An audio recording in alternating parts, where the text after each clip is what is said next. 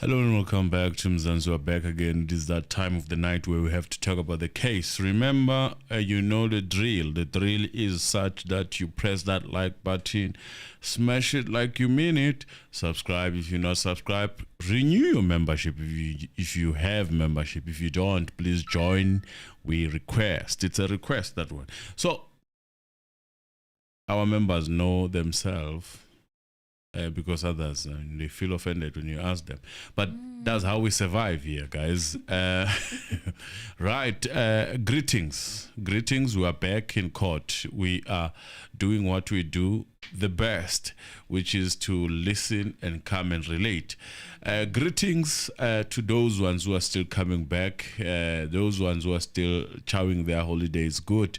We hope that you chow them while you're listening to us. As usual, we never disappoint. We are here on a normal time, if you ask me, because this is how we roll these days. Hi guys, yeah, I fought a good fight today. I was like, no, maybe try me early.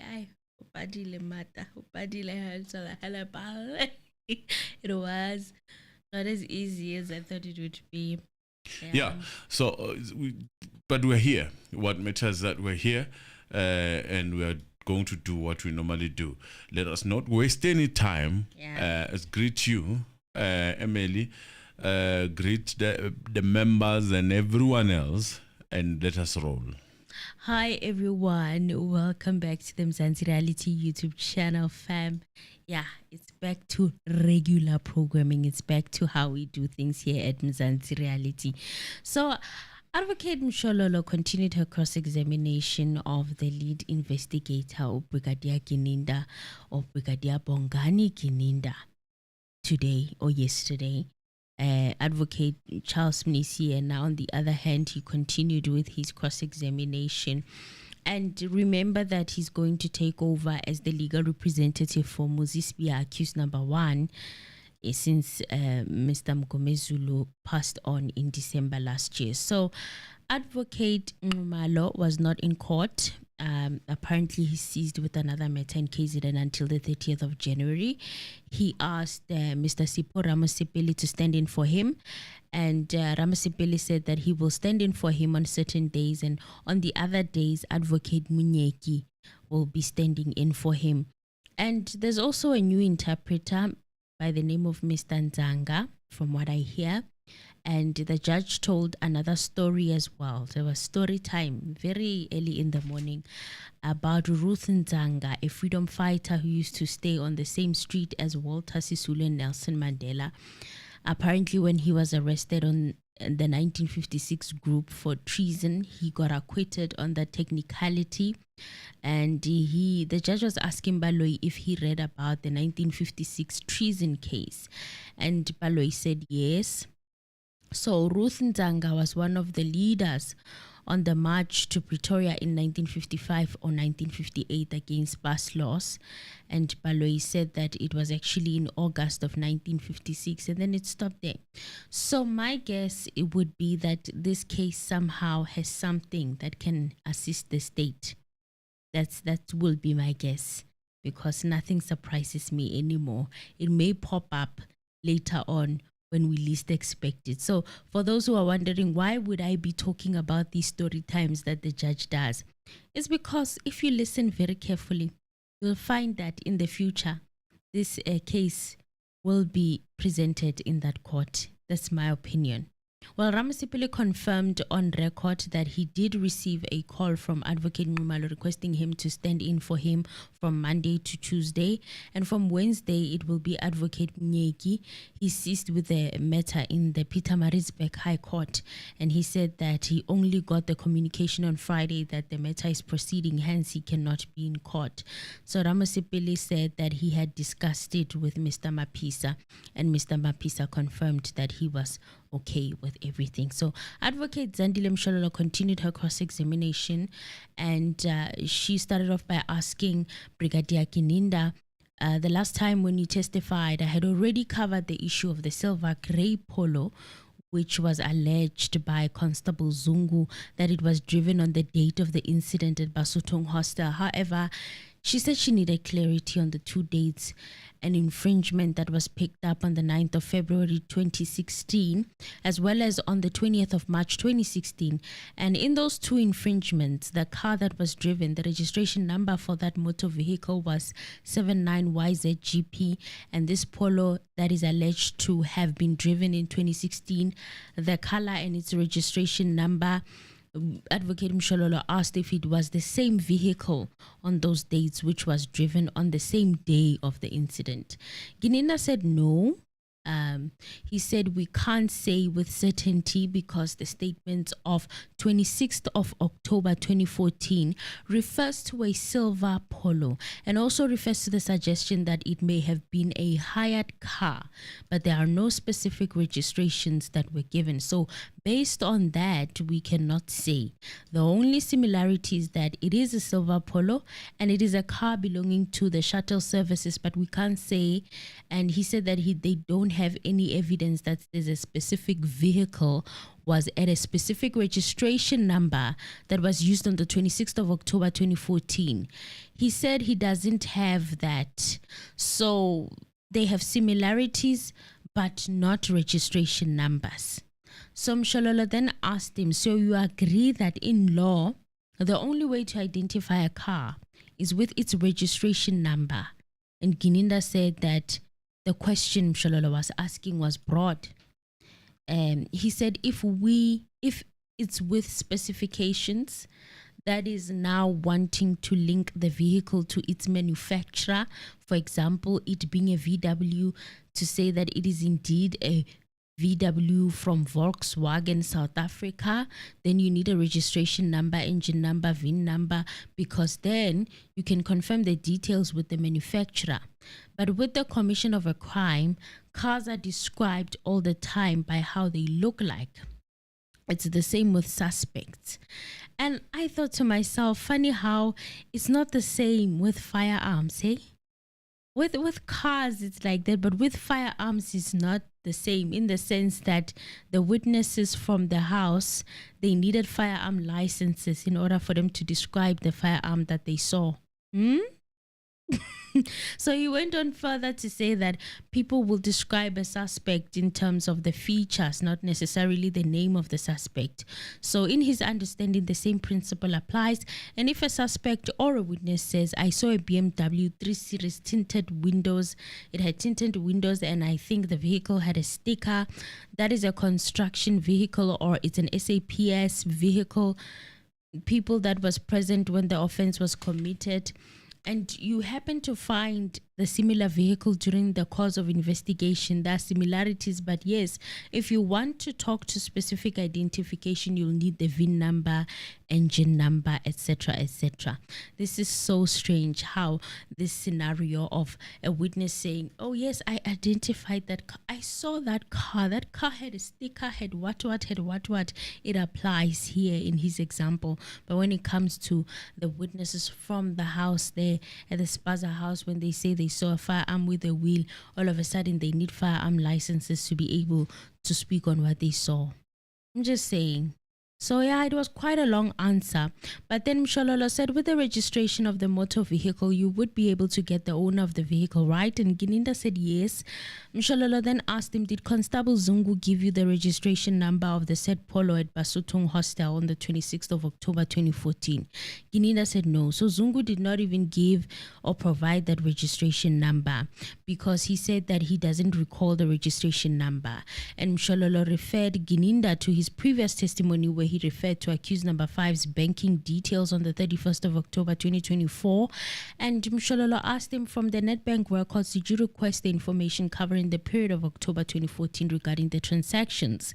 Gininda said yes, because that would be relevant to this matter. And Mshololo asked him, is there any transactions on these exhibits, the bank statements reflecting transfer of monies from Kelly Kumalo to accused number 5?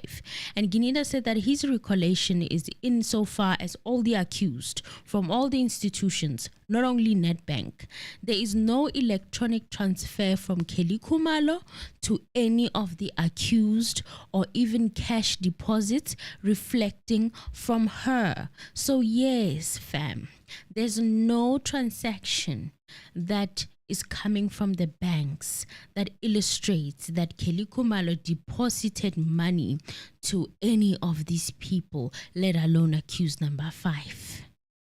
Then Mshololo asked him to only refer to accused number 5 because all the bank records that she was asking about are in respect to her client, of course, accused number 5. Mshololo then said, did you request from either of the banks information covering the period from the 2nd of August 2014 to the 15th of August 2014, which was before the incident? Gininda answered that he doesn't have a recollection of that because those dates were referring to the calls. So here it seemed like Mshololo had asked the question pertaining to the calls, but asked for the vehicle movement instead.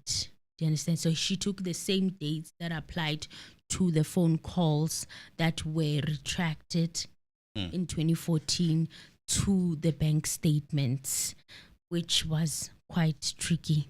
So not the bank transactions. Why was it tricky? For me, it was quite tricky question. No, it's not. It's not. Why?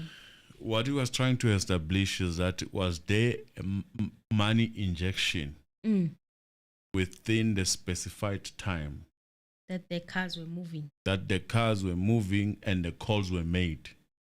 Okay. Was there cash injection according to the bank statement? Is it aligning with your theory of saying that someone bought these people, gave them money? Well, the calls, he said that the calls between Miss Kelly Khumalo and accused number 5, those dates were referring to that. And Mshololo then said, I know that, but answer the question. Did you request bank records about those dates? And Gininda said he doesn't have a recollection, but he would need to check the record because the record starts in 2014. One would have to ask the court's indulgence during the long adjournment. Then he would be able to check the application in terms of the date. He said that he may have covered it, but he's not sure. And Mshololo said that he can check that later, but they can continue for now. Just when I thought that the beloved judge was going to be, different in 2025. No, it's never going to be different. Thank you, Lindiwe, for gifting one member who's going to be lucky. Thank you, Lindiwe. It's Backyard, a very deserving person. Happy it fell in the Backyard as membership. To renew a membership, I think you have to do the very same thing that you did the first time because you are now out. So you start again. You do what you need to do in terms of choosing and then go further, like basically join the membership again. That's how you're gonna subscribe. Yes. So you guys gonna have to do the same exercise. Now, what I mean, I don't know if I think everyone is noticing. There is nothing about this case that says exactly. It is based on similarities. It is based on the thinking and the logic of Gininda. Yes. The car, there's nothing that links the car with the crime. Just because at some point someone went and hired a certain car, that even the car that was contested at some point, it does not mean that that car is the one that caused that crime if there was a crime of some note. Same as the issue of finances. Gininda has not came to this court, has not come to this court and say, Kelly got this money. Here is Kelly taking out money. If the theory of then there was no cash injection on other people's bank, okay, but is there any money that is taken out from Kelly's statement? Yes. Or account of some sort, like 120,000, because that's how much it is expected to be. Is there any money? And I can assure you, there is no such. So it is based on, I don't know what level of thinking. So we must think that Kelly has stash of money in his house. amounting to 120, had stage of money amounting to 120. We don't know the source of money. We don't know where it came from. We don't know where it was withdrew. And then he used that money to pay the Nkabis. And some people may feel like, or they may be triggered. We're talking about Kelly Kumalo in 2014. Yes. We're not talking about Kelly Kumalo now. In 2014. Now maybe. But in 2014. The one they said they didn't have money. On the documentary. Yes, there's a friend who said he was borrowing from him. Money. Yes, the one. So we are now supposed to believe that. We are now supposed to believe and eat it up and say, okay, this is what happened. I don't know, man. Like, in all honesty, this case has nothing. And I still go back to the same question that we asked. What was the basis of approving such with nothing? Now, it goes back to people like Boba Toy. It goes back to people like Boba Loy who were advising. At what point did they feel that this case had maybe even 60% chances of conviction? At what point? You know, because I'm hearing this evidence. People who are supposed to come and testify, they mysteriously die. I'm not saying anything, as Mnisi said. It's based on interpretation. They die. People who are very crucial, they die. This buthelezi is gone. Natural cause. I felt myself going cold when I listened to the list, or when I delivered the list of people that Mary De Haas was quoting that have passed on. I was like, I didn't take time. And now to that reflect. they have added the theory of being mentally disturbed, he might have been mentally disturbed. I mean, conveniently, it would be very convenient for anyone, for that person not to exist to tell his story. You know, I mean, I'm just reading between the lines myself. I don't know. And then you have Gininde taking the statement, the very same person that's gonna be needed for this, as the judge keeps on pushing that direction. But we'll reach there. Let's continue.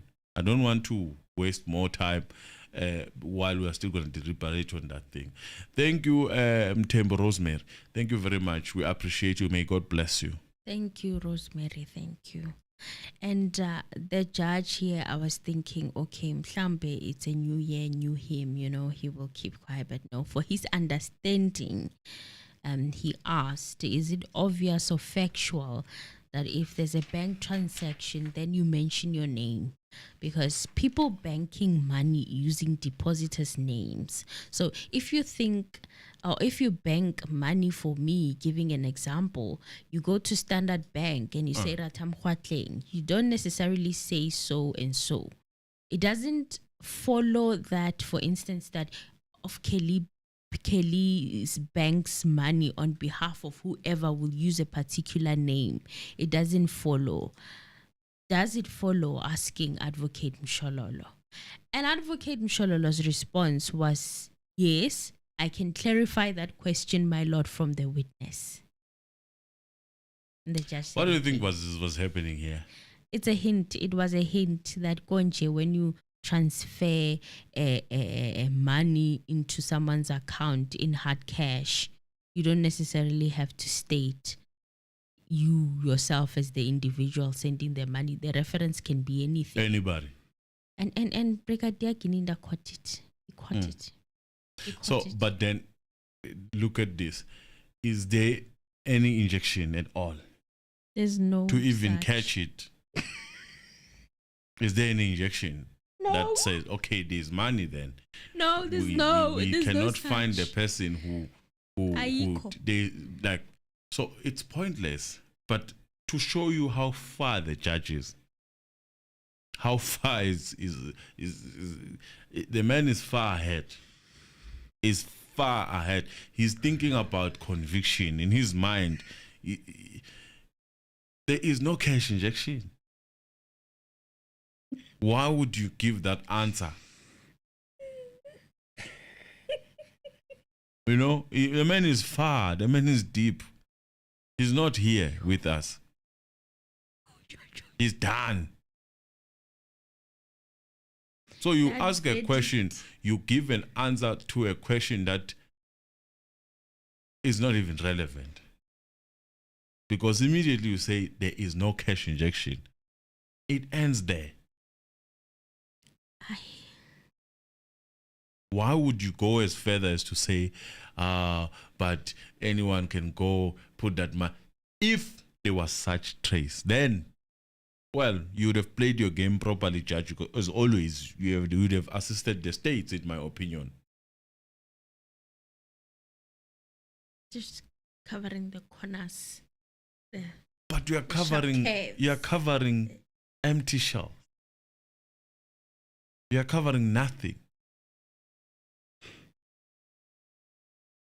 Well, Mshalala continued with her cross-examination to Brigadier Gininda, and she asked, I know you already said that you are not sure whether you have records for these 2 periods. But on the other transaction contained in Exhibit Triple E6 and 8, if a person deposits the money to someone else, how would you connect or link that transaction? Is it not by account numbers of the 2 respective parties? Gininda said, my lord, my understanding is that you will establish the link that is firstly in terms of the accounts if the money is transferred from one account, not a cash deposit to another account, because then you are able to identify the account number. And obviously, you can get the details of the account holder in B section. Then subsequently, I say A, then move to the person who received it. So that is the first point. When it's a cash deposit, you will establish the link only if the person who makes the deposit makes a specific reference, because they can put anything. They can put anything like my name or whatever reference that they put. So all you will have is where the money is going. But the depositor, it depends on what the depositor puts. So what you'll be able to prove is that the recipient received that X amount through the bank or the ATM deposit, using the judge's point that he made for his understanding. Pointless. What I'm not happy about when it comes to Mshololo, I understand why Mshololo was shot. I don't know if you do have an idea why Mshololo was shot. No, I don't. She has rendered Ginindi, from the experience, from what she has been observing, as far as this is concerned, not a useful witness who's not going to assist them in anyhow. But what he wanted to do was to play law. Okay. What she wanted to do was direct questions, such as, is there any link between Kelly Khumalo and accused number 5 that could put my client to the stand right now as we're standing here? Is there anything that is financially showing a proof that you got as you were investigating? Because you keep on referring to this. No, right? That's a question that you wanted. Or all these nitty-gritties of what happens in terms of money being transferred and the linking and whatnot. She didn't want to go there. But because the judge created that platform, eventually they deviated to that direction. But what she's trying to do is that, 1, there is no link that links Kelly and accused number 5 as far as the finances are concerned. 2, there is no link of a car that was borrowed by accused number 5 that was at the scene. That's what since he started the questions, that's what he wanted to establish. Nothing else. But then, Ginindi over-explained. He over-explained for the fact that there is nothing He's got nothing that says there is a link of that car because the number plate was there. So and so saw the number plate. You know, so now he's gonna say because someone, according to our experience, someone can. He's trying to create a situation that does not exist. How? He's trying to make amends for the number plate not being present. So he's creating his own number plate of imaginary way, which is through investigation experience. The finances are not there. So he's creating his way through the help of a judge, if you ask me, my own opinion. He's creating his way how the money is not. They started by the picture that eventually they rendered useless, the picture of the money. So they wanted to say the money was never put on that bank. The money was moved through the bags. So it never went to the bank. And they realized that therefore their theory cannot be proven beyond reasonable doubt. They came back now to try and create this scenario of the bank. But the problem is that the statements, no matter how much you cook them, they still do not have that amount. But at least with that, we can create this environment, if we give answers such as this one, where we feel like actually there is evidence of money, but there's no evidence of money. There's no evidence of money coming from the person who could be a mastermind. There's no evidence of money going through the banks of the people who could have taken the job. So basically, there is nothing.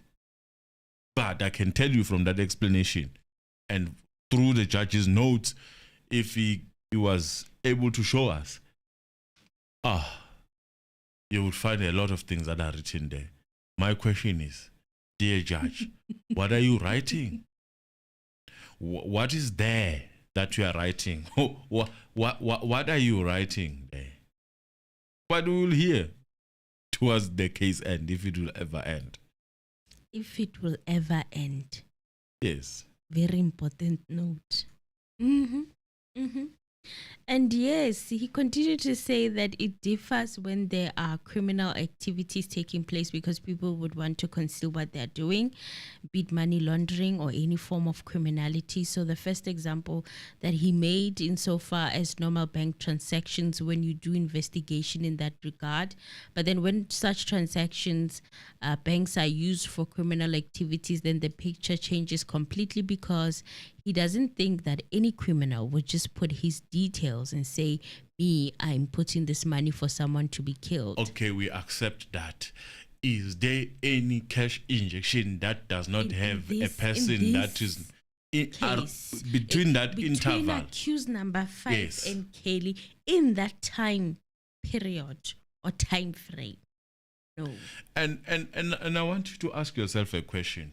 If simple things such as there is no cash that went through the banks, if simple things such as that are easy to come to court and you now start telling us stories, what more can a person of that nature do? And it's a question. It's an open question. Bondanzi, they are saying they were harassed. People say they saw this man.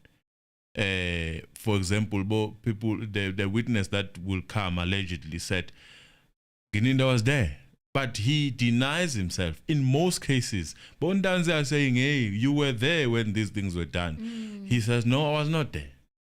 No, I was not there. From how he's explaining things, simple things such as this one, from how he's explaining, who would you believe? And that's a question that a judge should ask themselves. From how the small things such as money that does not exist from the what they call scientific evidence, because even the banks, there is no, it's there. It's either there or not there. Yes, people can cook them, but it's either in this case, even if it was cooked, the cooking did not happen then. Yeah. Right? So there's no money. There's nothing. Why do you need to go further and explain the situation where people are concealing the money and tell us how criminals do things? We know every day we have people here, we have syndicates that are concealing money. We know all these kinds of fraud that can ever happen in this world. So do we need to hear that pertaining this case? Is it relevant? Is it going to help us in any how? No, not. Nice to have conversation once the case is done. Once the case is done. So Mshololo then asked, so in relation to this case, in any of these exhibits, there was no money paid from Miss Kelly Kumalo to accuse 5. And Gininda said, yes, that's true. But from their investigation is that cash payments at Basutung Hostel on the day of the incident, they can account to some payments in cash and later an amount of 30,000 rands that was paid from accused 5 to accused Guess number what? 2. Through exhibit JJ and what? And the exhibit of accused number 1, the confession statement. Yes.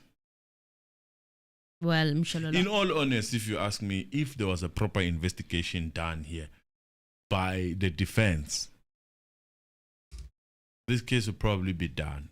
Because my question, as we're talking about Simphiwe, is where was Simphiwe at the time of the incident? There is a theory that has been hanging that says initially this case was going to their doors, right? The buthelezis. And then because they were already in jail at the time, then the case changed. Then the new people were found. That's a theory that is out there, right? Yes. And on Tanzi, they are saying that theory. Even Tanzi is saying he was called buthelezi. Yes, right. When he was arrested. And that was told by accused number 5 at Boksburg court. Yes. When they came. So that they were looking for the Buthelezi brothers, and then the next thing they are looking it's at them. Right? Yeah. Now, all of a sudden, this Kalababusha. Buthelezi brother now he's a witness to the other ones. And this is something that was said prior to 2020. If I'm not mistaken. Was it 2020 when this case started? Yeah, it was 2020, yes, when they started arresting Abuntanzina. Yes. It was 2020. When did Buthelezi make the statement? He made it in 2023. 2020. Was it 2020? Yeah, I think it's 2020. Oh, yes, it was 2020. My apologies. It's 2020. If not August or something like that. Yes. Yes. So at that time, the case had already started, right? They had already made arrest, but the court proceedings. So this guy comes in court. In October. This guy, accused number 5, comes in court and tells you the story of this man as he was pointing at him. Lo baba lo. Ufike lapha ezobopha abantu abafana bakaButhelezi. That's what he said. This man came to arrest Buthelezi brothers. And then all of a sudden, we find ourselves now being, and then all of a sudden, the same Buthelezi guy, before he even made the statement, later he makes the statement. Yes. Isn't that funny? How these things work? I mean, I don't know. I'm asking you. I don't know. I just don't know. And then they are not here to tell their story. Unfortunately, most people that are crucial, they are not here. None of them is here. Well, Mshololo asked Brigadier Gininda to stick to the exhibits of accused number 5, but Brigadier Gininda insisted to answer his way. Okay, he said they don't have any information that the money was transferred from Miss Kelly Kumalo. What they do know is that the money was paid in cash. Mshololo said that she's referring to banking transactions, and Gininda said that there is no transaction between Miss Kelly Kumalo and accused number 5. Mshololo also asked him, you also referred to a contractual killing. What did you mean? And Gininda said that he meant that it was an assassination. There was a plot and a conspiracy to have him killed. You will find it in the confession that was made by accused number 1, even before exhibit HH and JJ. Those are the 2 confession statements of accused accused number 2. And he said, you find the reward was the payment of money. So there was an arrangement for the deceased to be assassinated. Mshololo then said, you say there was an instruction from who? And Gininda said, Miss Kelly Kumalo. And Mshololo asked, is there any information relating to how the instruction was given? And Gininda said that you find it in the confessions of accused number 1, which indicates the killing was because of Miss Kelly Kumalo giving instructions, and also accused 2's confession. And Mshololo asked, besides those 2 confessions, is there any other independent information relating to the instruction which is alleged to have been given by Miss Kelly Kumalo? And Gininda said, if the question is to say there was a witness present when the instruction was given by Miss Kelly Kumalo to the accused, we don't have that witness. If that witness is what Miss Mshololo is asking. And Mshololo said, I'm not specific to say, was there any witness to that effect?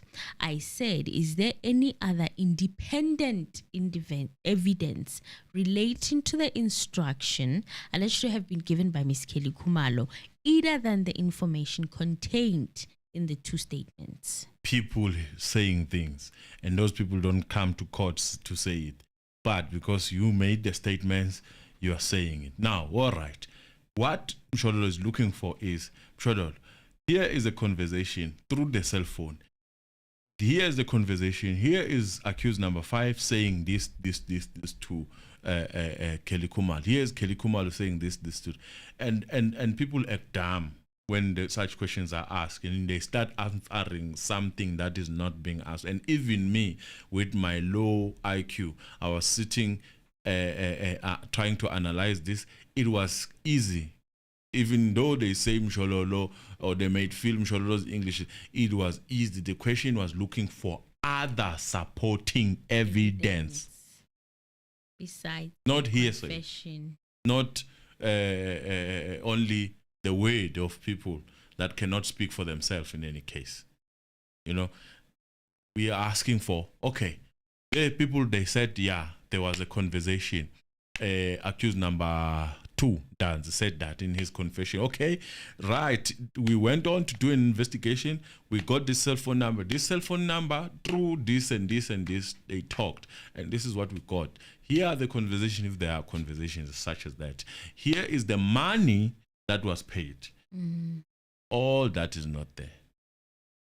Well, Gininda said that what they do have is collaborating evidence. That's a problem. He said, we have this assertion made, then we have Zungu's statement, who's a police officer who narrates what happened on that day and collaborates or says things that seem to collaborate what is contained in those statements. He said, we have the statement of Simphiwe Fiso Zungu Kwabeni, who says certain things insofar as to what happened prior to the deceased being killed. In other words, all the 5 accused meeting at Basutung Hostel, departing and coming back, accused 1 announcing that they now heard that Senzo Meyiwa had been killed. He said that he testified about this at that stage, that it was before even the media had covered that Senzo Meyiwa had been killed, and accused number 1 was the one making an announcement. Which is nonsense in my opinion. It just does not make sense, because accused number 1 is saying, I never made such statement with my free will and rights, right? Yes. That's what accused number 1 is saying. But it's there. The statement is there. And as again, I'm saying, if I was the judge, this is now the point where I start looking at things as they are happening, as they are unfolding, and say, but this man, for all I care, he has been denying where he denies, where it suits him, in my opinion. And then these guys they keep on saying this thing. Sheshe, thank you very much. God bless you. These guys keep on saying this thing, right? Who do I believe? Has the state proven this case beyond reasonable doubt? If you ask me, no, not even 40%. If we were to rate it, not even 40%. The state has not proven anything. This was what Mkwanazi was trying to run away from. and then he was accused of other things. It's very important to put your T's and your dots together so that you stand a chance in trial and you come out with a successful conviction. Yes. And then the prosecutor, who said to have a 99.9%, so this is independent of the confessions.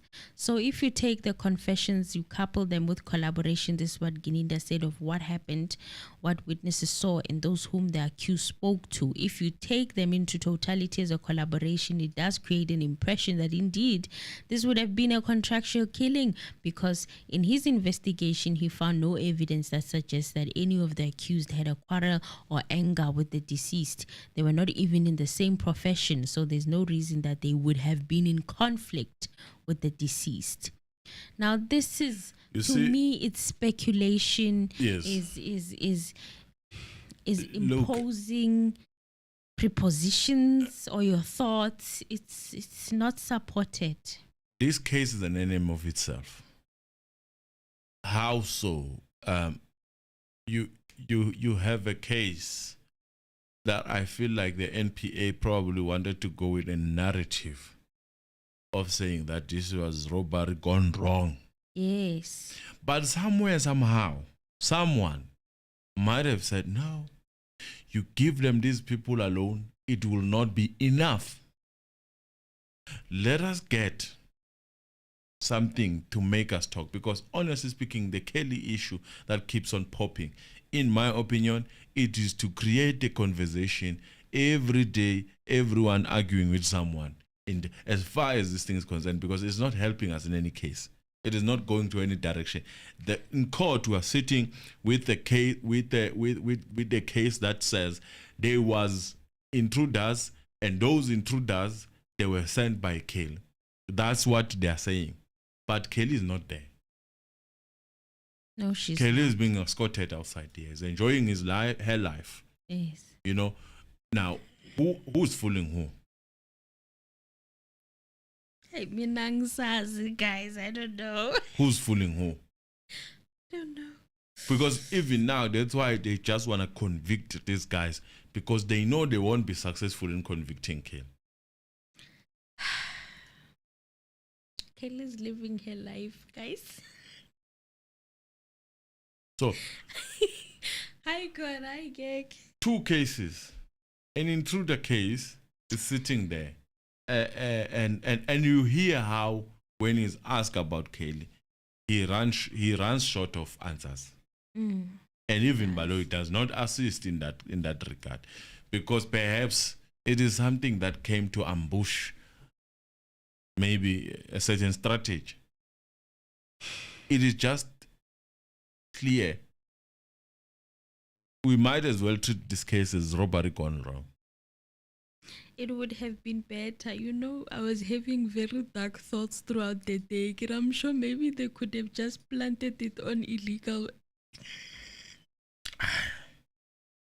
Maybe, just maybe. It's a dark thought that I had. It's a very dark thought. But I'm thinking like, yo, what was the plan here? Like, what was the plan? I'm listening to this mess in court, and I'm asking myself, what was the plan? What was the plan? Because it's a disaster right now. Like, well, Mshalolo, continue to ask Brigadier Gininda. You said Khumalo was never confronted about any of this evidence, and Gininda said that's correct.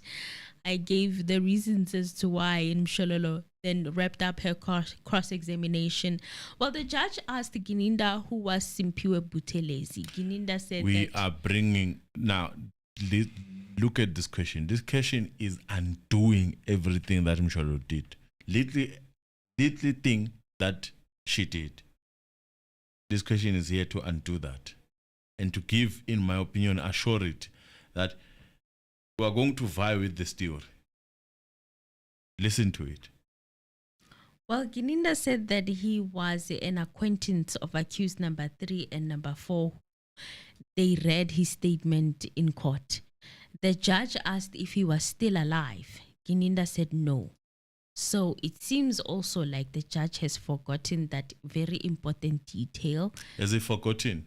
I don't know if he has forgotten To or me, it sounds like he's putting these things on record to help him.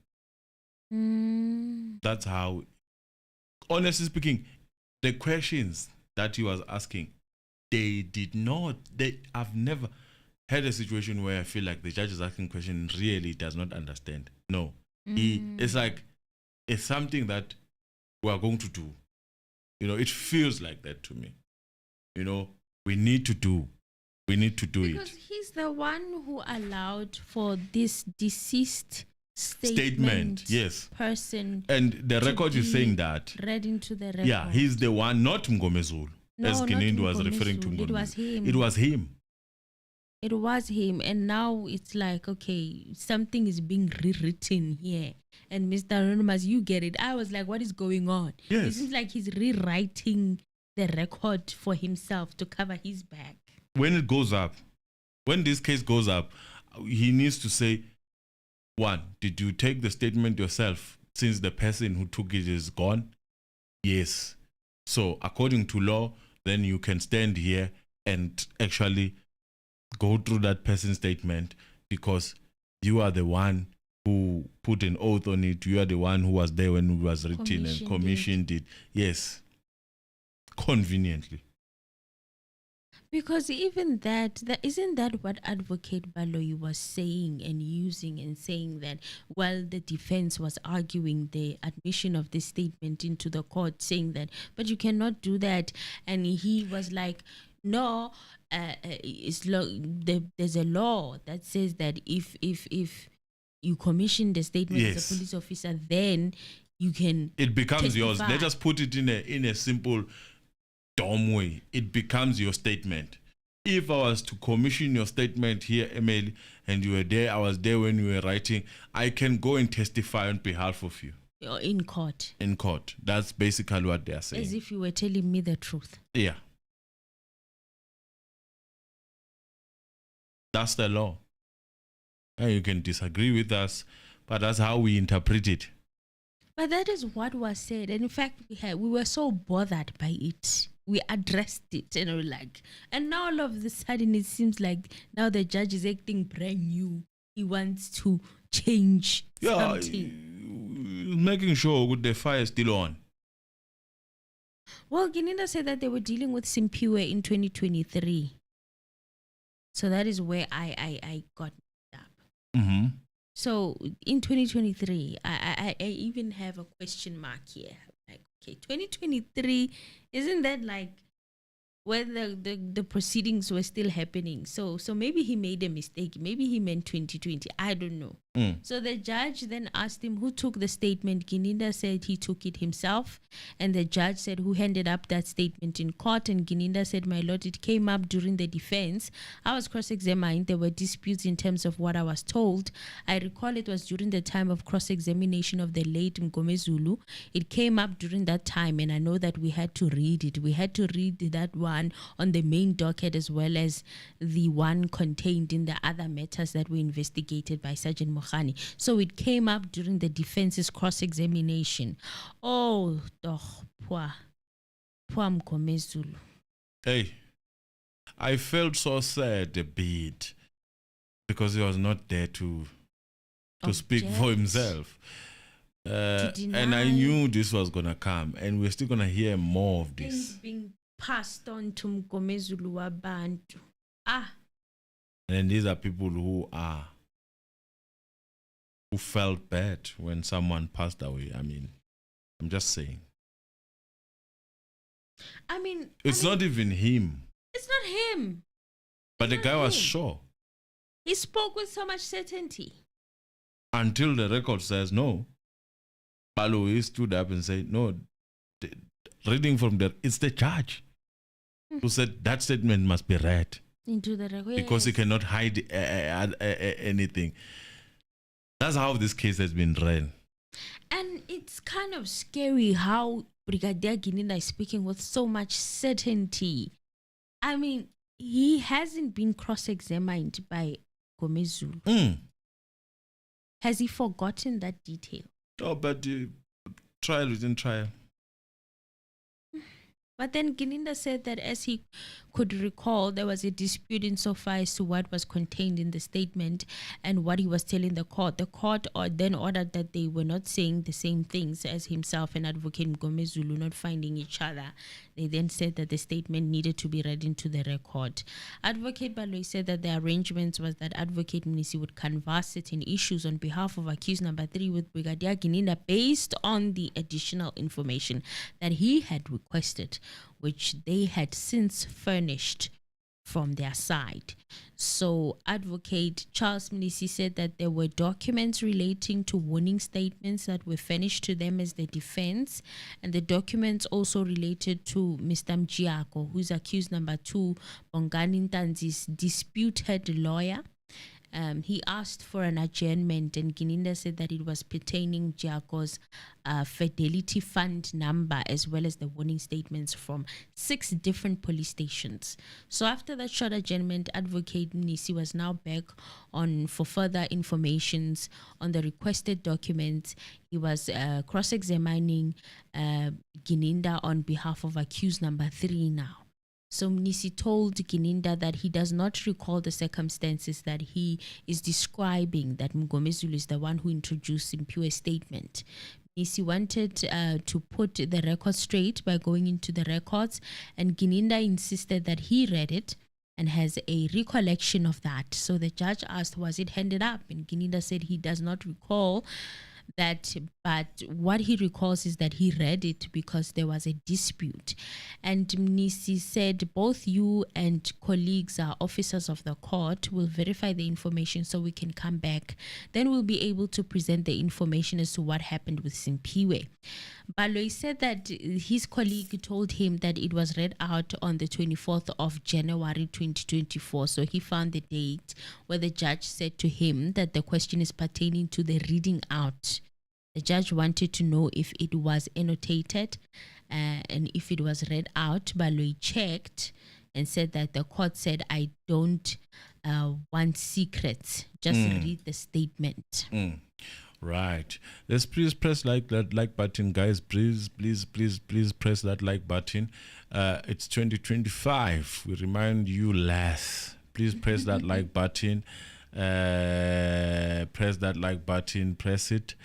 So that we push, because I mean it's 400 people, 178. That's not even half of what we have as people who are viewing. Please remember to press that like button. Those who are asking questions how to do gift, on your comment there is an option, I think, that shows a $sign. You press that $sign, and then the rest is history. You have super chat there, you have stickers, and then you can gift membership, and then you can also unlock your own membership. That's basically what is happening with that $sign. Yes. Well, Gininda confirmed that he's the one who took Simphiwe's statement and said that there were 2 statements. He said that now he's talking about the cases that were investigated by Sergeant Mohani, and he said that the same witness made a statement in case 636 and was taken by him. Gininda said that the statement from Simphiwe Memela. Who is Simphiwe Memela now? I guess they mean Simphiwe Buthelezi. Maybe his other name is Memela. I don't know. It's Memela, but it's the same name. Is a sinning. It's a mistake. Okay. Then another statement by the very same individual was in the dockets of Marikana, that is where in possession, or they were in possession of Sergeant Mohani. So that statement was taken by Sergeant Mohani, but insofar as this one, where he said that he implicated accused 3 and 4, as far as their involvement, that statement was taken by Brigadier Gininda and commissioned by him as well. So Mnisi canvassed the issue relating to Simphiwe's statement and the circumstances that led to the statement being taken. He said that apparently it did not receive the attention that it had to receive, but now that it is coming up again, then they just have to attend to it. Mnisi wanted to know the circumstances surrounding the taking of Simphiwe's Buthelezi's statement. Gininda said that he dealt with it because in the confession of accused number 2, he was mentioned. The name Simphiwe was brought up where they were exchanging firearms. And out of the corroboration, in collaborating the evidence, they had to follow and tick certain things. That is how he got to Simphiwe Buthelezi. Mnisi asked again for the circumstances under which he took the statement. Where did he meet Simphiwe? Where did he take him? In whose presence was he when he took that statement? Ginina said that he just explained the basis. What made him to first approach Simphiwe is because in the confessions, his name is mentioned. And in the process of corroborating, then he had to follow what was mentioned. You know, the funny thing, confession. Ginina will give you a wrong answer and still reference your question wrong. Like, he's answering on what basis? He's used to that on what basis? Yes. Mnisi did not ask that question. On what circumstances? Under what conditions? Under what conditions? On what basis? Because there was someone who mentioned him, and then I was following that one. On what circumstances? I was in a tavern. We're in an office. I was in an office, something like that. You know. Then subsequently, he said he got hold of him, Simphiwe, and then he would have been with the team. He said he can't recall who was with him at the top of his head, but eventually they met him and he deposed of the affidavit that is in the docket. So Mnisi asked him again to sketch for the court those circumstances under which he took Simphiwe's statement. Now, he said the date, who was in his company. He wanted to know the date, who was in his company, when did he take the statement, who was in the company of Simphiwe when he took the statement, where was it taken. He just wanted that background, you know. And he asked him to not give him the reason why they had to go and ask Simphiwe and take the statement. He said he wanted the physical moment in which the statement was taken. That is what he wanted from Brigadier Gininda. Gininda said that his understanding is that he's having not the same, or his understanding is not the same level as to that of Mr. Mnisi, you know. And he's saying that for him, those are the circumstances. It came as a result of his name coming up in the confession and in wanting to corroborate. He said that he was laying the basis of the circumstances to say how did he find himself with this person. This thing is taking too long. He said that his name was mentioned too in the confession, in collaborating what is contained in the confession. Then he said that he traced this individual. Then they got to him, and when they then questioned him, and then he deposed the affidavit. Gininda said that he will have to refer to the statement pertaining to the date and time that it was taken. What he recalls is that he was not alone, and that he will never be alone while taking a statement because he was working as part of a team. But now listen to that and hold that. You will never take a statement alone. Even later, he took the statement alone. Just continue. Yes, but as to where, he will have to check where the statement was commissioned and the date to be specific. Let's remember that Simphiwe Buthelezi right now has passed on and he cannot speak for himself. Let us remember that. So Mnisi asked for the court to be patient so that he can get to that information to be in a position where he's able to get an answer for his question, because this is very crucial. Gininda said that they were doing it, they were in the process of doing it. Now, my problem here is that what he was asking for and those information, it was handed to him by the state advocates. You know, they were looking for it for him and they were giving it to him. Okay, fine, we move. The judge asked him if the statement was taken in Johannesburg or Durban. Gininda asked for the court to bear with him. And I'm puzzled by this Mr. Anonymous and family. I'm puzzled because how come he does not recall which city, at least, where he took this confession? This crucial, not even confession statement, this crucial statement. How can he not recall at least the city? You know why it's difficult? Because this buthelezi character was arrested in KZN. And I think the judge now and then is jogging his memory, remembering that, is now asking whether in Durban or what. Not in Durban, you meant to say KZN.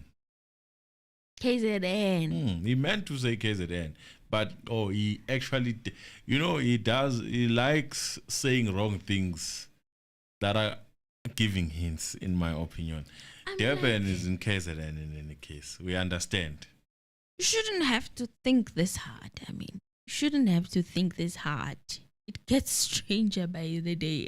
You're supposed to say, it's in Joburg, or it's in Pretoria, or you understand what I'm saying? Like, it shouldn't be that difficult. Maybe the environment or how it was in where they took the statement, that would be tricky to recall. But the city, especially if you've had to travel a certain distance, or you don't recall traveling, it shouldn't be hard, man. But I was shocked. The judge said that he asked what caused the death of Simphiwe, and Gininda said, as if he was thinking. Then he said, "My lord, let me stick to what the death certificate says." And he said, it said natural causes. Gininda found the statement. You see how easy it is to remember the death certificate? Yes. Easy, without you jogging your memory. You even know what is contained in that statement, right? It said natural causes. Yes. And also he said that he found the statement and said that it was taken to NATCOMS, or it was taken at the National Commissioner's Office, NATCOMS, in Pretoria. And the date that it was taken was 2020-07-04. So the time was 2018. So this is like 18 minutes past 8 at night. And it was commissioned by him. Gininda said that his office was also there at the National Commissioner's Office in 2020, in the same building. His office was in close proximity to that of the National Commissioner. So Mnisi then said, "Where did you find this Simphiwe?" And Gininda said that he was residing in Vosloorus when the incident happened, but was later traced to Nongoma and KZN and brought to Johannesburg. He was found by the team that was led by the late Sergeant Mabena, and after they found him, they then brought him to Gininda's office in Pretoria. Why did you bring Vosloorus? I don't know why. Because you want to put him there. Oh, they want to put Simphiwe. Where did you find this guy? Wanongoma, simple as that. Not in the tell us the history of where the guy was actually at some point. That's not what he was being asked. Well, Mnisi then said, "So you are saying that you were not there when he was driven from Kwanongoma to Pretoria for the purposes of taking the statement?" Gininda said yes, and that is why he was brought to Pretoria. But it was his directive that he must be traced and found based on the collaboration of the confession. So he gave the details to the tracing team to trace him. And when he was found, he was notified and he made a request that he must be brought to Pretoria. So Mnisi asked to take an indulgence with Mr. Mncume. And when he came back, he asked if he was ushered, Simphiwe was ushered to him. There was contention there with Gininda not understanding what he meant by ushered. I don't know what other meaning. Gininda understand what ushered mean, but he seemed to understand it in a different perspective. And I had to go and ask myself, what is ushered? What is wrong that Mnisi say? In a sense, he wanted to say Mnisi is wrong by saying ushered, which means the same thing as being given to you or being given access to that person. There is nothing wrong to that. There's nothing wrong with that, but the we just went to, it was wasting time, an argument that was unnecessary. Well, Gininda said that a statement was then taken down after police brought Simphiwe Buthelezi to him. And Mnisi asked him when he received him, or when you received him, was somebody else accompanying him or was he just alone? And Gininda said he was brought to his office by the police. The team that he dispatched, he was brought by the late Sergeant Mabena, and he had an interview with him in his office, and there was no one else when he interviewed him. Exactly. You see now. No, where's There the is team? no way I Where can is the take the team? statement without my team. Now he took Where this is the team? alone. Do you see? That's what I'm trying to say. That's what I'm trying to say. He is the one who put that on record. I would There never. is no way I can take the statement without anyone. But I do not remember that person. Okay. Now, when we now go through the whole thing, I was alone. Mm-hmm. Mm-hmm. And subsequently, the statement was taken. Nisi asked him, was there somebody else who was private except for members of the police? It was just you and him. There was nobody else. And Gininda said that's his recollection, and that's how he would have conducted the interview, because he would not have wanted somebody else to be there for no purposes. So Mnisi wanted to know the state Buthelezi was in when he was brought to Gininda in What terms answer of his did you expect? mental health. What answer did you expect there? I expected him to say that he was with Sergeant Mabena or something. No, in terms of the mental issue. Oh no, he was never gonna admit that he had a mental problem. Never gonna happen. Why? Because Eccles Bondans, they were in good state. Yes, they were in perfect, good healthy state of sound mind. They actually were Everything is forthcoming. perfect. They wanted to confess. They saw him and they just had bubblings of wanting to tell him Exactly. the deepest, darkest secrets. Mhm. Yes. He would never admit if he had a mental condition. I wasn't even shocked. I wasn't surprised.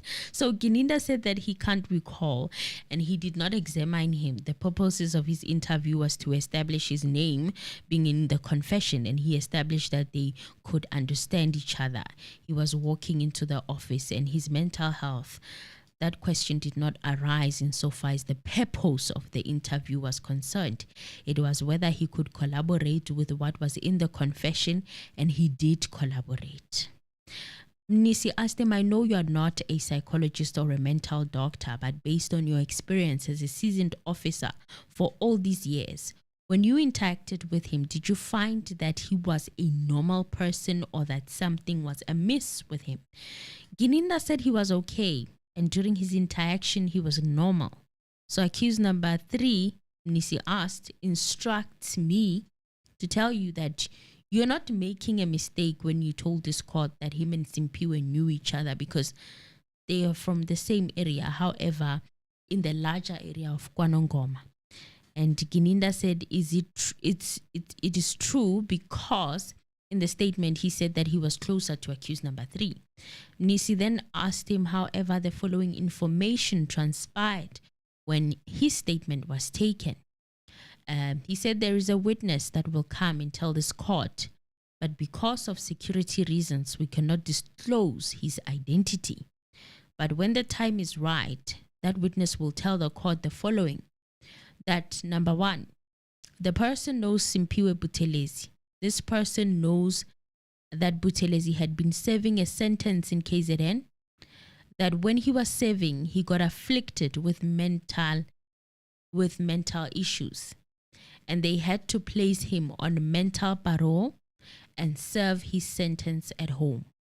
Also, while serving his sentence at home, a team of investigators then arrived where he was staying, including yourself, meaning Brigadier Gininda, and you wanted to have a conversation with him. But because you could observe that his understanding of issues mentally was a challenge, you as a collective requested to accompany him to Pretoria for a statement. Then the team, led by you, then decided to buy a cell phone for Simphiwe Buthelezi, a cell phone for whatever reason that is not known to this person. This person knew Simphiwe very well. They must check their cell phone number. probably it was there for that reason, for it to be put on a statement.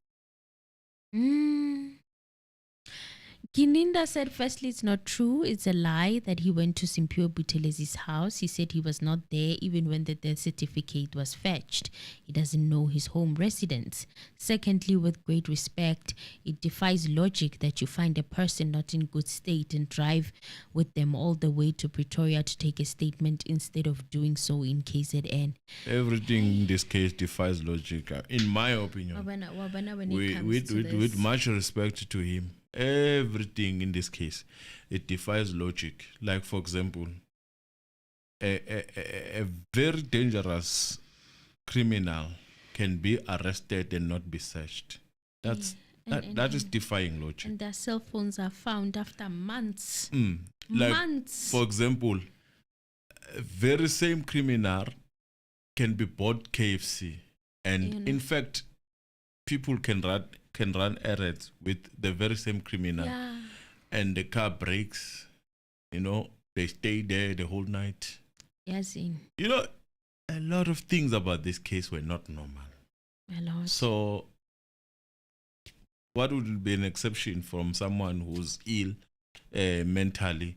Why would everything be done in KZN? You know what? The interesting question before you go there would be, as you went to get this witness, did you pass by any police station in KZN? And I can almost predict that no, there was no such. But it's fine.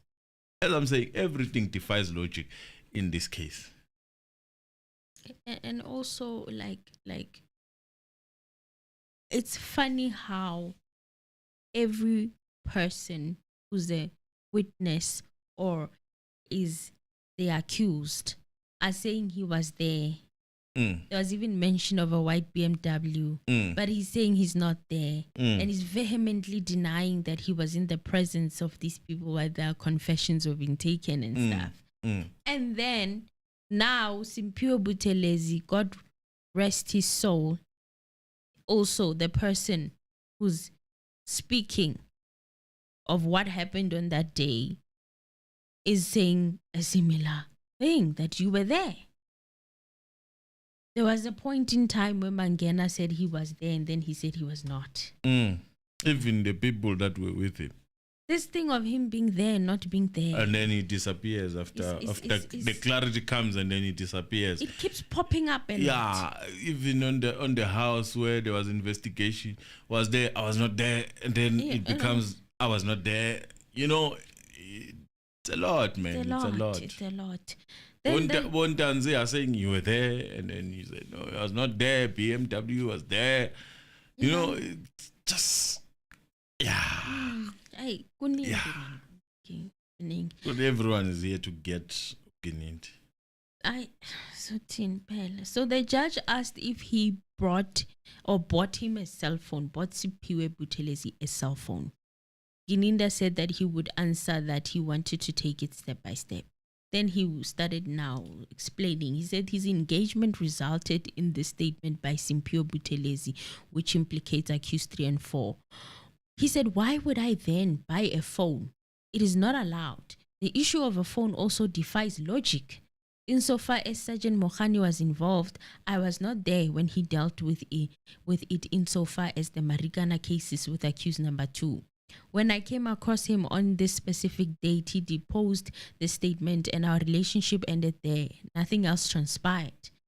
Gininda said I would also need to establish if this person was released due to medical parole. I have never heard of this. I am willing to pursue this with the correctional center and establish it. When I spoke to him, Buthelezi, he was fine. How would this person be mentally disturbed? As if this is not what should have been done prior, especially if he was on parole, would have wanted to find out how he got his parole and stuff, and you would have done that part, that research, and found the reasons as to how come he was. See, in this case, what I've learned is that be careful of what you ask for. No, I mean, this is something he should have done prior to taking statements from Simphiwe. Even Isn't that Mnisi what a was like, police whoa, officer mana, whoa, I investigate, mana, whoa. This is something that he should have been ready with, you know. It's not something that I was expecting it to have been handled like this. Oh, no. Be careful of what you wish for. It's fine like this. Mana, whoa, I investigate. But I can tell you, probably the investigation is halfway already. My lord, we did investigate. We got the letter. The letter is saying Simphiwe tells that finish his sentence, his lives, if it was life. This was like, whoa, mana, I'm sure whoa. he's getting facts, or he already has it. Mana, whoa, I investigate. Well, Gidinda said that Simphiwe indicated that he knows accused number 3, and this is confirmed by Mncume. This shows that he was well because he could give these details, and he said that based on his observation, Simphiwe was well. So Gininda said that if you read his statement, he's a person who is of sound mind. Where the gold tooth. And you know what the worst thing is, that the statement is written in English, not in his own handwriting. But he can tell that he was of sound mind. Hi guys. If you don't laugh, you will faint. No, it's stress the country. I think this is a record-breaking case. Well, he said in his view he did not get this assertion that he was mentally disturbed. And Gininda said lastly in this statement he gives his cell phone number, which shows that he already had a cell phone. So, yeah, I don't know if I should ask this question, but what if Simphiwe's statement is more useful to this court with him being deceased than him being alive? You know what you mean, if it is useful. It is being used now. It is useful. It is useful. So the question that you are asking, what if only go the neighbor, those ones, statements are very, I didn't see a day in court. Yes. Shame. Statement. No. It was not commissioned by the people who are present in that court. But it will be very interesting if the person who commissioned Babu Ngashe's statement is still existing. The same logic. The same logic. Yes. They let it apply. And then the defense go and fetch that person, because we want to hear the full context of that statement. You know? Even if there's nobody watching, just for it to be read into the record. Get that person. What the statement has to say. Get that person who commissioned it and say, Wosala, come here, read the statement. Yes. Hey, even if you're not going to ask him a lot of questions, just say, come, read the statement. Was Ngashe a police at some point? It is a bad thing, as long as you commission the statement. Yes. Read the statement. Yes. Bring that person here. I'm sure he's still alive. What is good for the geese is good for the gander. Yeah. Shairam Sipir. What is good for the geese must be good for the gander. Yes. Because how? And also, maybe for those who may not understand why I'm asking this question, or why Mr. Anonymous, you're placing it like this. Pella, if he's got mental illness or he's mentally not well, his statement cannot be used in court. Yes. It becomes null and void. Yes. So what happens to him as a witness means he would this whole thing would not be happening. It means Brigadier Gininda would not be using his statement right now like he's using it right now. So perhaps it's better for him to use it while he's deceased. Part of the defense, all I'm saying, we have been clobbered in terms of these statements coming to life, even if people are no longer in this earth. those statements that they need, all those ones that they need, get the people who commissioned them. Summon them if you have to summon them, because they are part of the SAPS in any case. Subpoena them. Subpoena left, right, and center. Their Bring job them. is just to read. You're not gonna cross-examine them. You're not gonna harass them. Read it on their record. statement on record, nje kuphela. So that we see all angles. We see the entire thing, not this knitting and. Since evidence can be passed on by being present, yes, read it. Yes. So the judge asked if Mokgola was also there, and he made a mistake because he referred to Mokgola as Mokhani. Mokgola is the female investigator there who is working with Brigadier Gininda in the cold case unit. Mokhani is also working with him, if I'm not mistaken. Not anymore, I think. But then the judge was confusing the two surnames, and he was asking if Mokgola also went to KZN. Did Gininda say no or what? I'm not sure. I didn't hear. He's not sure. He said he's not sure. I think. So the judge wanted Mnisi to respond to the challenge of Gininda following up and looking for records proving that Simphiwe had a mental illness. And on that challenge to approach the correctional facility proposed by Gininda, Mnisi said that he would have to speak to his instructing attorneys about that. He cannot take a decision that Brigadier Gininda now should go there. And he said that they are very cautious. I mean, we can already recall how Gomezulu, Advocate Gomezulu had mentioned a doctor, and all of a sudden investigations were done. People were going to the hospitals looking for the doctor. So Mnisi is valid in practicing this precaution, in my opinion. And Mnisi told Gininda that I think what he's looking for is if there is a letter that this man was released with that they already have in their position before saying, yeah, you can go. Okay. Because nothing can change mysteriously. Oh, nothing can change mysteriously. If that is the case. So alternatively, he would request an indulgence from the court. Then the court would say that it's fine. You can revisit what you want to revisit, and that's normally how it works in court. Gininda said that he wanted to respond to the assertion that was said by Advocate Mnisi that he picked up when he said that, he said maybe I'm reading it differently, but he said that the documents picked up by him would come out differently than how they were obtained. But if the shoe fits, wait. I'm just saying, I mean... No, but he did not say that. It's your interpretation. He's jumping the gun. Yeah, please, let's like the video. Let's press the video. Let's press the like button. Guys, please, can we please reach 300? Please press that like button. And Ned and Tosis Lang has been reminding you guys to like the video. Please, like the video. He did not say that. He did not say. When someone is like, this is why I miss Mngomezulu, because I think Mngomezulu would have said that. Yeah, he would have put it straightforward. If the shoe fits. Mnisi did not. He said, it's like when somebody says, where's my cup? And you're like, why are you accusing me of stealing your cup? Like, I'm just asking where the cup is.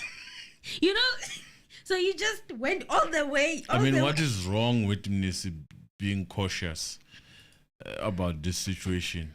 Nothing. What is wrong? There's nothing wrong with it. There's nothing wrong. I mean, we all are here to help the court, right? Yes. Mnisi decides to be cautious. Well, Brigadier Gininda was not sitting well with him. He said that it's a serious indictment. He said that he wanted to deal with it, and he took that exception in that regard.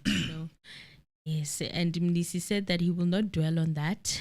That is how he interpreted it. Gininda is the one who interpreted it, how he interpreted it. He's not in charge of his interpretation. He's not in control of his mind and how he interprets things, But nonetheless, he answered his question by saying, yes, after you took his statement, you then had nothing to do with him.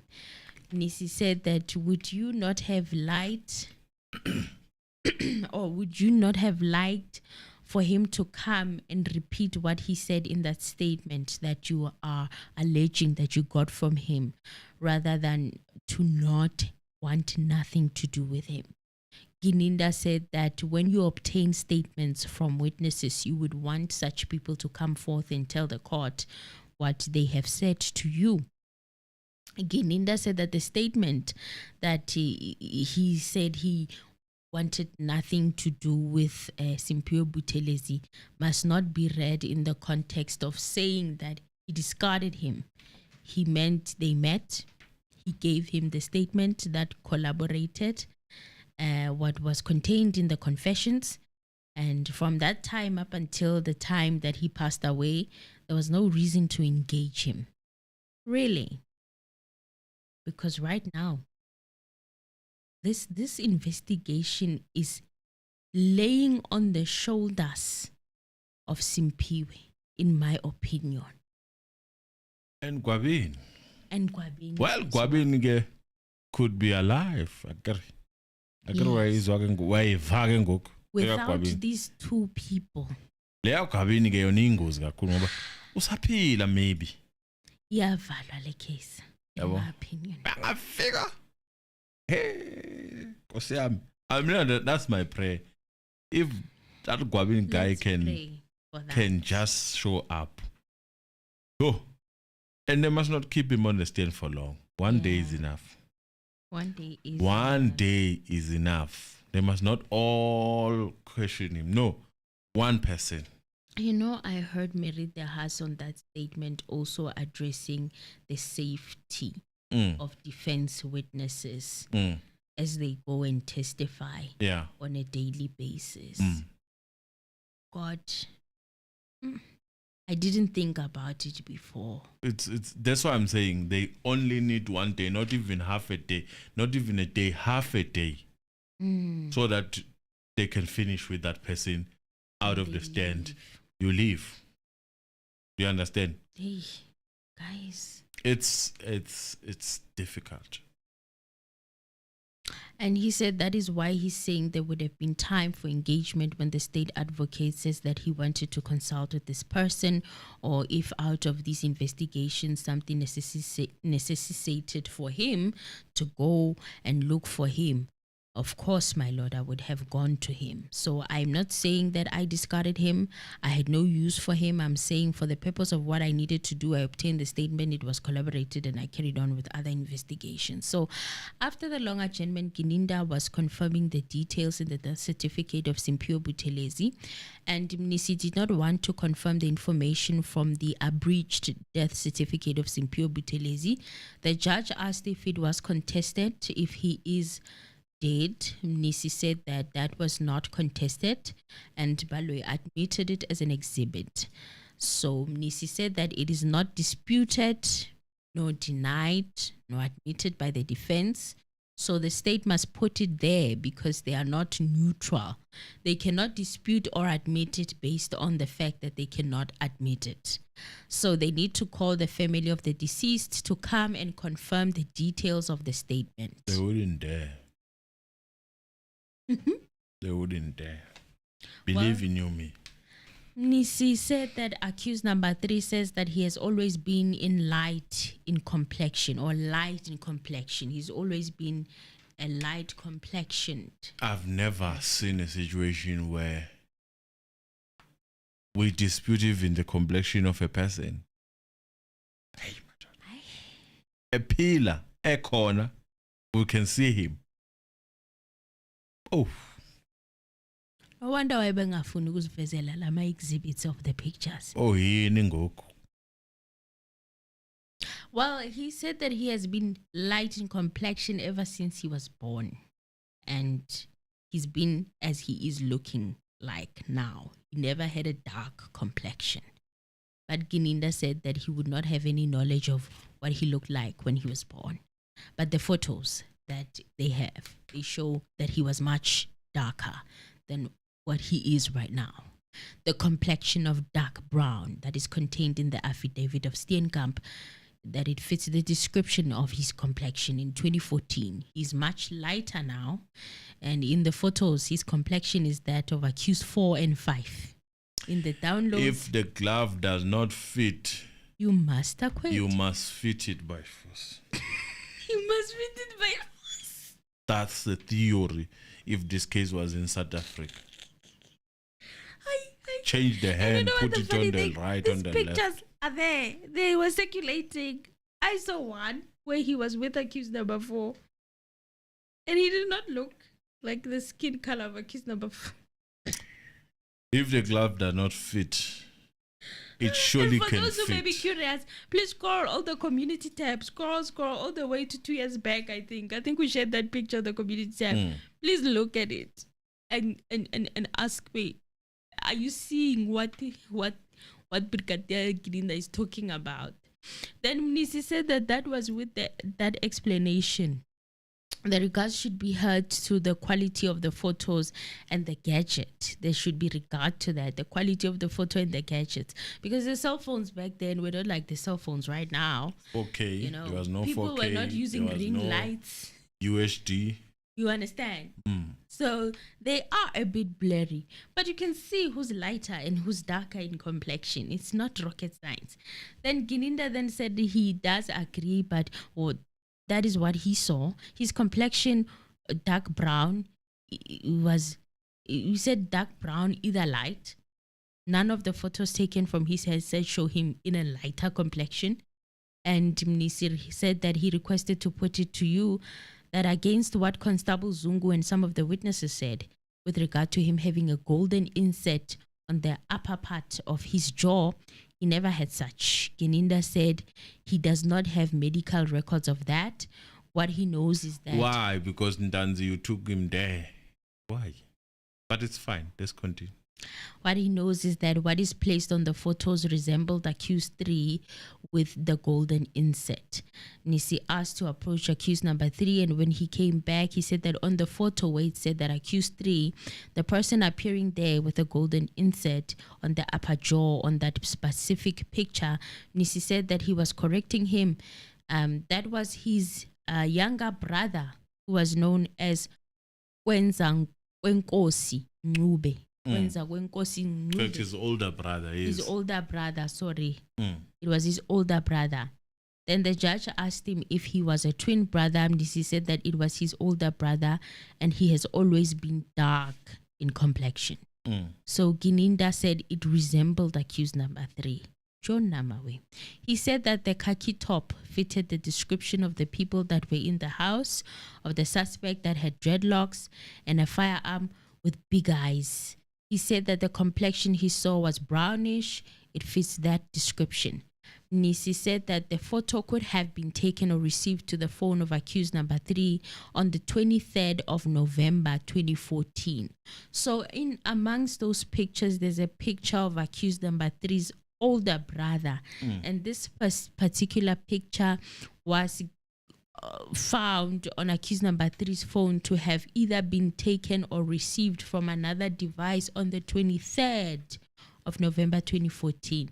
Mnisi asked Gininda about him mentioning a selfie as well, because in his long explanation somewhere he said that the expert said that it was a selfie, and he asked him if the experts told him that it is a selfie or not. And Gininda said that the experts did say to him it was taken to him by means of that cell phone. It is a selfie. So because it was taken by his cell phone. The experts said it was downloaded from the phone. But it's fine. He said it's a selfie because it comes from his phone. I don't think they understand what a selfie means. No, you understand it. So what is the problem? Why is it being so difficult? The glove does not fit. You try to fit it. You must force it. The judge had a problem also with it never being put to the expert that photo was that of accused number 3's elder brother. He had a problem with it. Valo, he said that the fact that Zungu, but the guy is not the one who identified accused number 3 as the person who was in that picture. He's not. No, he's not. It was Gininda. Yes. It's Gininda. It's not the cell phone expert. The things in there happening in this yabona ubaba wakho yena yabona namhlanje ungehlule namhlanje ngiyabona ngizoyishaya ngesiZulu impela cha ungehlule namhlanje this judge vele mina I'm defeated usufikile la abuza khona ukuthi but they continue. But he said that the fact that Zungu said that accused number 3 had a golden insert in his upper jaw, it is something that needs to be verified from the record. It does not accord with their recollection. So he's trying to say that Zungu never said that accused number 3 had a gold tooth. Why do I remember it? I don't know. It's a mess. But he now said that they even were people going who were to in converse. the house. Yes, even the people in the house was talking about a gold tooth. Mm. And then Baloy now said that they were going to canvass where from the second docket that has been said. And Baloy also had a problem with Advocate Mnisi now asking about that photo when he said that he would be cross-examining on the warning statements. Now you're still in this. That he must stop with this photo and attend to the warning statements. It is unfair. It is unfair. Then Mnisi then went to the warning statements and Mnisi asked him how he got the documents and Ginida said that it was... This judge, in fact, before you go there, oh God, he asked how many years has it been since this golden insect was taken, or was inserted, you know? Did you understand why he was asking that question? No, I did not. No, he was trying to say, if you put a gold tooth, yes, and then you remove it, then your teeth can grow back. Such that a doctor would find it difficult to find. So you must. Yo. When was Ntanzi tested for this? 2018? It was 2020. 2020 with Dr. Tlokwe in Rustenburg. Exactly. So I'm telling you, I'm telling you. Can tell. I'm telling when you. You've had a gold tooth. This guy was they going. They know what they're looking for. Why do you think he asked that question? I don't know. No, exactly. That's what he was asking for. How long has it been? How long has it been? But how long has it been? He kept on emphasizing, but how long has it been? I'm telling you, this guy believes that if you remove a gold tooth, your teeth grows back. Sure.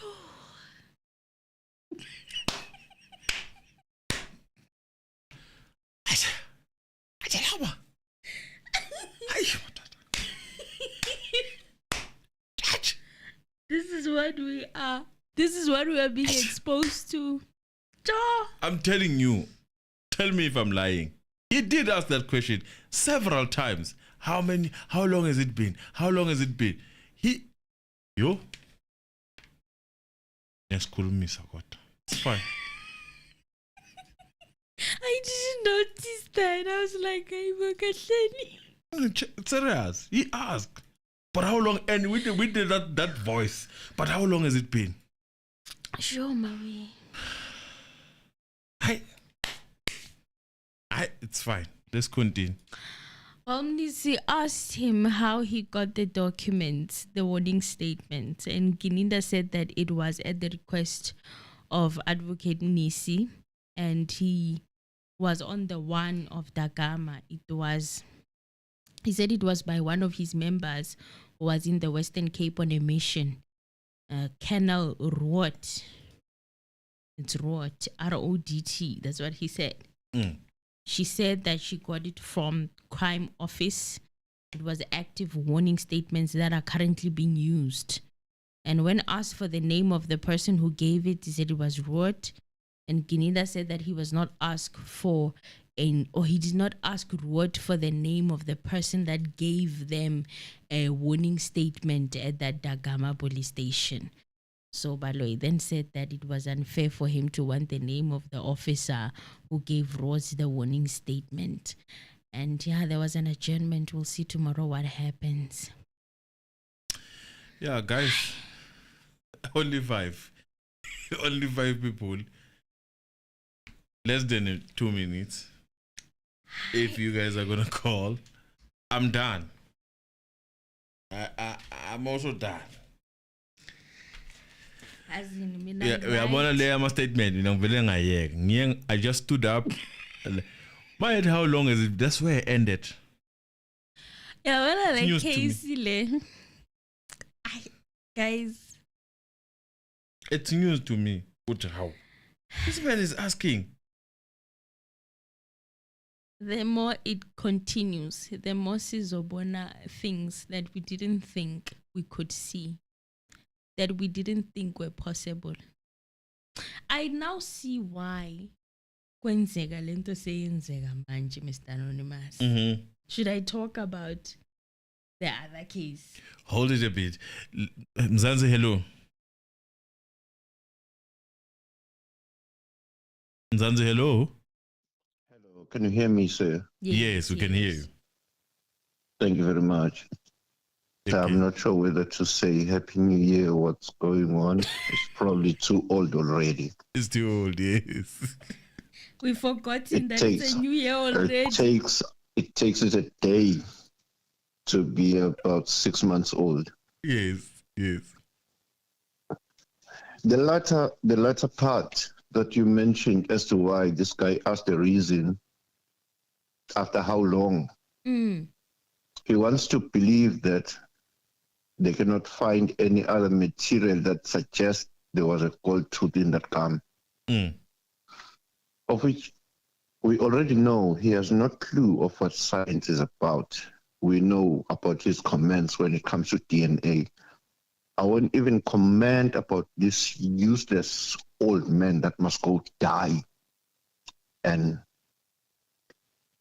they mustn't even, I call him a thing. By the way, a clear-cut lie by Kininda. There is no way you cannot remember where from the buthelezi guy you took the statement from, which is statement which is meant to be so influential into the so-called investigation if they did anything. The fact that he doesn't remember where he took the statement is because he doesn't remember where he wrote it himself and commissioned the statement. And this court is still sitting there. I cannot emphasize any further or any stronger anymore how pathetic our justice system is. Continue exposing it. That's what we are about. Let's get it done. Thank you. Thank you very much. You guys are doing a good job once again. Thank you.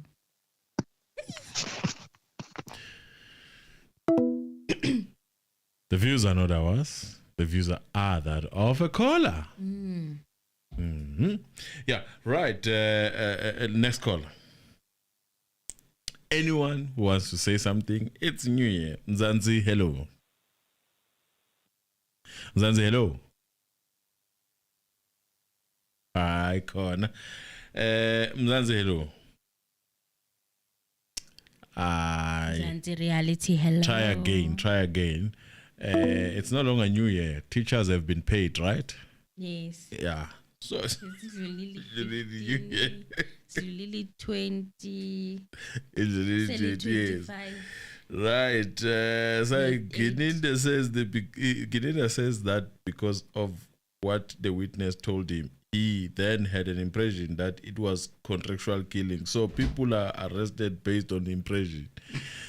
This is one of yeah, it's tough. It is tough.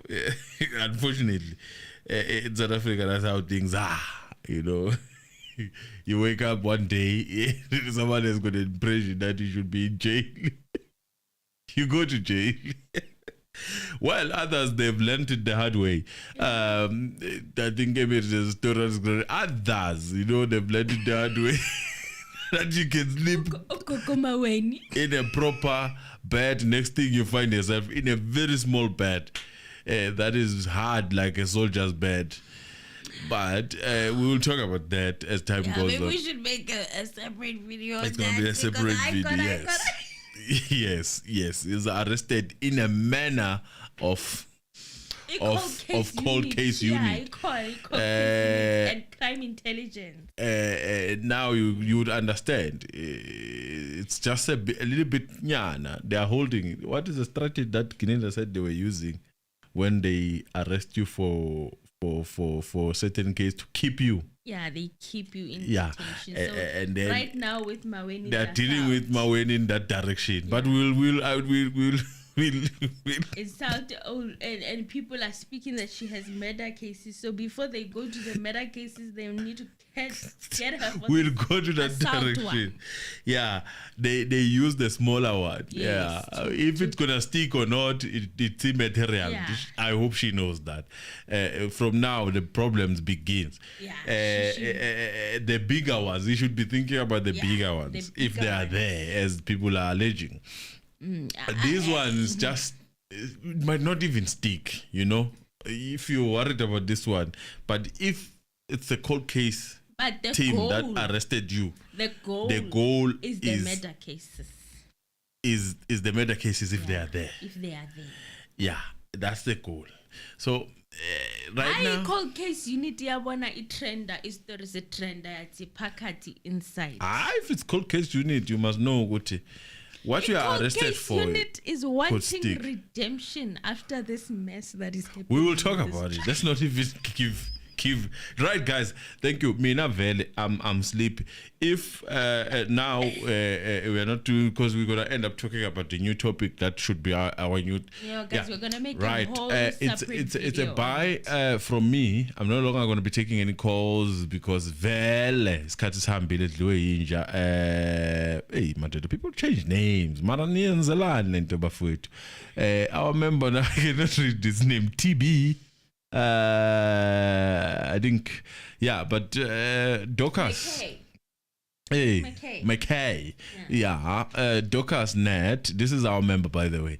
Mamela Skunana. This is our former member, by the way. Just Net. And then Laura Skunana. If you did not know what membership expired, I'm telling you in advance that your membership is expired. Thank you. CK Poker, Lebo Masuku, CN Poker, sorry, Lebo Masuku, Net was here, and yeah, before lengi yekela wena Emil. It's very fair. Icon. I'm sorry. Tell us how you pronounce your name. Icon. Dorcas Sawalal. I see you. Zwazwaza. It took a while. Busani Sibanda, our member, Season 18, our member. Thank you, Larry Mukhope. Yes. Yeah. Ntati Mutabi. Yeah. I'm getting it right. Jaka. Yabona kus Jaka. La ukhona naye uthi nje I'm here. Thank you very much Jaka for supporting us. I've mentioned you Mlungis Jonas. Thank you. I'm Jonas Ushilo Balekile. Lola, our member, thank you. Dipu, our member, thank you. Tozislang. I saw you. Thank you very much for reminding people to like the video. Please like the video. This is our moderator. Thank you very much for doing that work for us. We appreciate it very much. Even Nat was doing that. Thank you. We appreciate it. And everyone else who kept on reminding people to like. It's difficult. Daniel, thank you very much. We appreciate you. Let me see. yeah, I'm just gonna go through Gloria Berger. I'm happy that I've said this name because, yo, if ngayishong, hey, thank you. Hey, hi Gloria. Gloria, doesn't take it like you jumping. Why did you jump me? Right, Gloria Berger, thank you. We love you, man. Me too, Mhlanga, thank you. If I jump you guys, guys, I'm always looking at these computers. Hey, Patrick Mtimkulu, thank you very much. Mncume, thank you very much. We appreciate you guys. You are here to support. Ndazi, thank you very much. We appreciate you. Chuku Anna, thank you. We appreciate you. Regular. You are always here, Chuku. In this case, it gets on your nerve. I like seeing your comments. Thank you, Zubanda. I know all of you guys. Call us, comment here. Thank you, Zubanda. Thank you very much for being with us. And yeah. Bavetu, I think for now that is it. Please just press that like button and remember we'll be here again tomorrow doing the same thing. You know, even if the circumstances are saying no, we will be here doing what we do. There might be an adjournment for Mnisi, yes. To properly but we might be, yes, we will go through that and then we promise you there's not going to be a space. That's all I can promise. Yeah, I know. It's back to reality on Mzansi Reality. Yes. Guys, renew your membership. Thank you. Those who remembered, those who kept us going, even though we were on holidays. We appreciate that. It is really appreciated. We see it very much. When Daniel, Bella Siabonga, sitting here. Thank you. And those who are gifting us, thank you guys. We appreciate you. May God bless you. Minenge Valera.